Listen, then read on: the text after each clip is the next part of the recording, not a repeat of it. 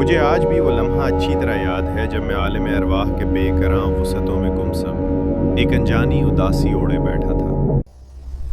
क्यों उदास बैठे हो?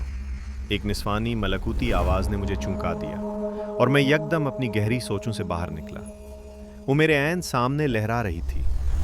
नज़र उठाई तो वो नक्शो निगार की ऐसी दिलनिशे मालिक थी कि रूह भी ठहर जाए। मैं उसे जानता नहीं था। उसके होंठों पर धीमी मुस्कुराहट थी जो मेरे जवाब की मुंतज़िर थी। मैंने उसके सवाल का जवाब दिए बगैर पूछा, मैंने आपको पहले कभी नहीं देखा।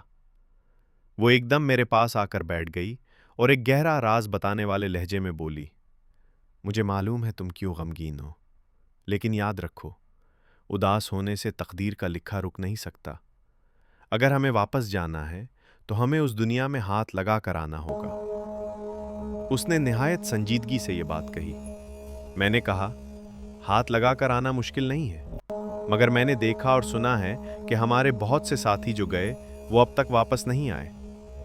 हमें महवे गुफ्तगू देखकर हमारे इर्द गिर्द लहराने वाली दीगर रूहें भी करीब आकर हल्का बनाकर लहराने लगी और हमारी बातों में दिलचस्पी लेने लगी।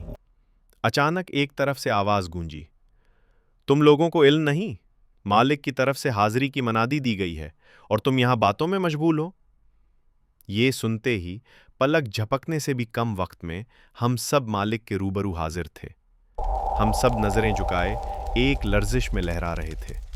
दफातन फजा में एक ऐसी आवाज फैली जिसको सुनकर हर रूह सरशारी में झूमने लगती थी।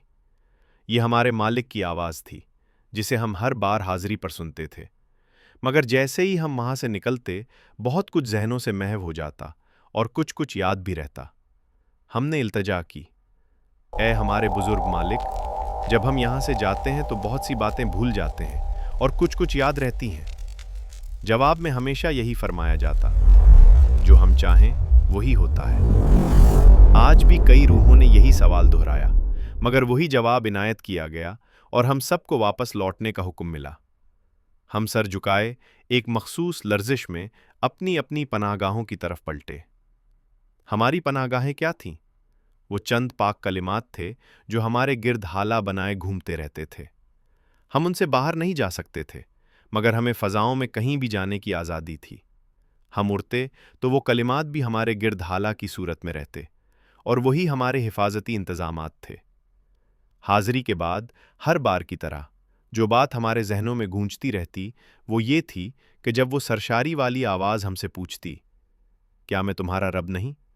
तो हम सब एक आवाज़ में कहते, क्यों नहीं, आप ही हमारे रब हैं, इसमें कोई शक व शुबा नहीं।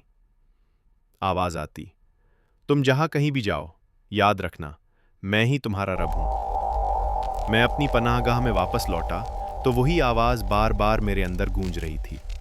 उसकी मिठास में मैं आसपास की रूहों से बेखबर बैठा था जो बहस व मुबाहिसे में मशगूल थे। एक कहने वाला कह रहा था, मुझे लगता है ये जो भूल जाने की आदत है ये हमारे साथ ही अगले जहान जाएगी जब हमें हाथ लगाने जाना है।